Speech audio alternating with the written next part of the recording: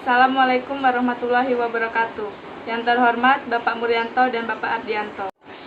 Perkenalkan, nama saya Raningsi, uji kompetensi multimedia. Saya ingin mempresentasikan hasil laporan praktik kerja lapangan saya selama 3 bulan.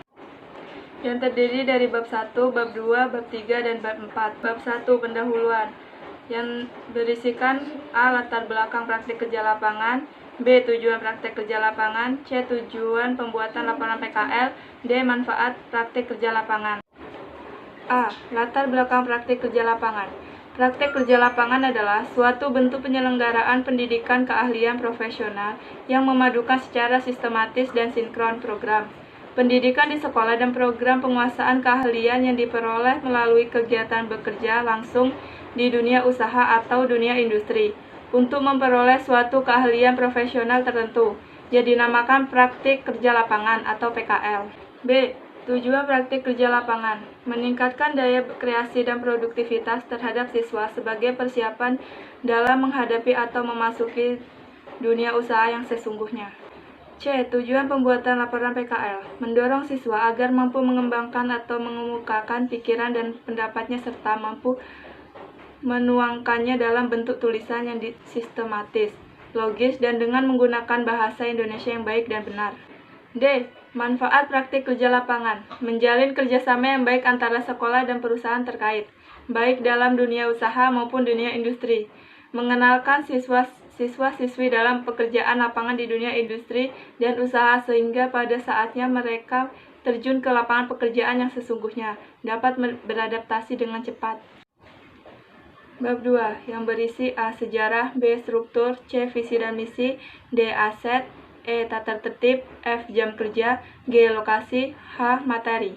A. Sejarah tentang perusahaan. Sanggar Reklame dan Percetakan Edoletter, Jalan Basuki Rahmat nomor 57, Desa Dataruyung, Arga Makmur, Kabupaten Bengkulu Utara, Provinsi Bengkulu. Didirikan pada tanggal 9 Januari 2010. Didirikan oleh Bapak Nasisman Naim, yang mempunyai instruktur yang bernama Ibu Nelly Hartati, sarjana sosial. Nama Edoletter sendiri diambil dari nama panggilan anaknya, yaitu Ronaldo Rizky Pratama. B. Struktur organisasi Edoletter. Pimpinan Nasisman Naim, instruktur Nelly Hartati, sarjana sosial. C. Visi dan misi Edoletter. Visi: Edoletter menjadi perusahaan percetakan yang dapat memenuhi permintaan pelanggan dengan produk yang berkualitas dan senantiasa meningkatkan produktivitas demi kemajuan perusahaan. Misi: menjaga kepuasan pelanggan, cetakan berkualitas dan tepat waktu, meningkatkan kemampuan karyawan. D. Aset perusahaan. Pertama, komputer, kedua, printer, ketiga, kompresor, keempat, mesin cutting, kelima, gergaji pemotong batu, keenam, gergaji pemotong kayu, 7, palu. E. Tata tertib perusahaan. Datang tepat waktu, datang jam 8 dan pulang jam 3. Tidak sering izin. Menjaga kerapian Edoletter sebelum dan sesudah bekerja. Malu selalu salah melakukan pekerjaan. Berpakaian sopan dan rapi. Bertanggung jawab terhadap pekerjaan. Tidak malu bertanya bila tidak paham atau belum jelas. Jam kerja perusahaan: dari hari Senin sampai hari Sabtu. Masuk jam 8, jam istirahat jam 12, jam pulang jam 3. Denah lokasi percetakan Edoletter. Bab 3, kegiatan PKL. Yang pertama, dasar teori, yang kedua, pembahasan. Dasar teori. Pertama, stempel adalah benda atau alat yang permukaannya berukir gambar, tulisan atau keduanya yang dapat menghasilkan cap. Kedua, CorelDRAW X12 adalah sebuah aplikasi grafis berbasis vektor. Format vektor adalah gambar yang membentuk sejumlah objek garis dan objek kurva berdasarkan rumusan matematis.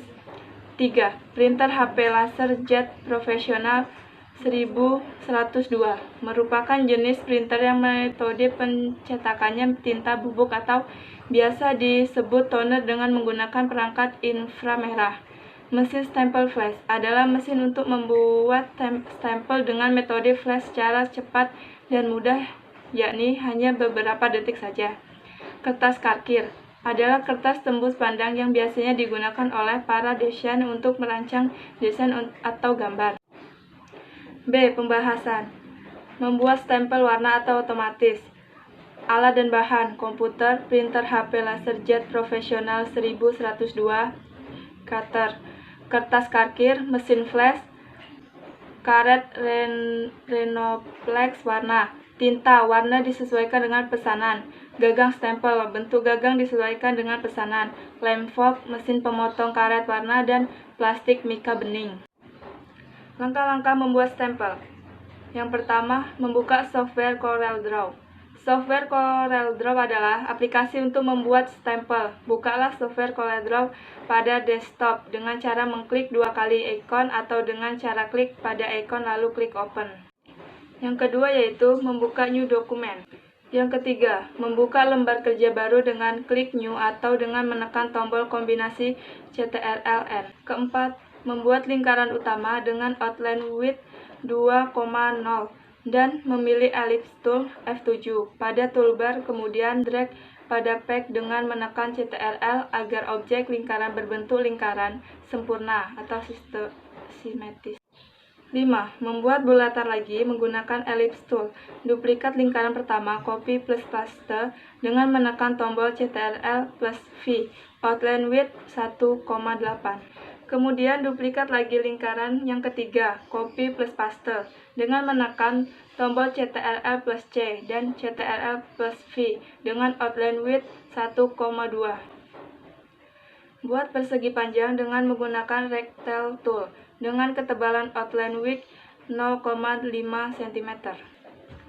Seleksi persegi panjang. Untuk memotong garis tepi persegi panjang di property bar, klik virtual segment delete tool. Ketikkan tulisan yang kita inginkan dengan menggunakan text tool F8 dengan jenis font Arial font size 11. Geser dan atur posisi tulisan ke dalam lingkaran dengan menggunakan pick tool. Buat tulisan bagian bawah dengan jenis huruf Arial font size 11. Klik tulisan tersebut, lalu pada menu teks pilih Fit Text to Path. Bab 4 atau penutup yang berisi kesimpulan dan saran. Kesimpulan. Pertama, jika kita bekerja pada suatu perusahaan, maka kita harus mengikuti aturan apa saja yang ada di perusahaan tersebut. Kedua, bagus atau tidaknya nilai PKL tergantung pada kepribadian kita selama mengikuti kegiatan PKL. Ketiga, PKL membantu saya agar terbiasa untuk melakukan suatu pekerjaan. Saran. Dalam penempatan siswa-siswi yang melaksanakan kegiatan PKL, hendaknya mempertimbangkan bidang yang benar-benar sesuai dengan jurusan siswa, sehingga siswa dapat mengembangkan ilmu yang dimiliki dan juga menambah pengetahuan. Bagi siswa-siswi yang akan melaksanakan PKL, hendaknya untuk selalu mempelajari materi-materi yang sudah diberikan guru di sekolah. Bagi siswa yang melaksanakan kegiatan PKL, hendaklah untuk melaksanakan kegiatan sebaik-baiknya, agar ilmu-ilmu yang kita pelajari di tempat PKL bisa kita ingat. Sekian hasil dari presentasi saya akhiri. Wassalamualaikum warahmatullahi wabarakatuh.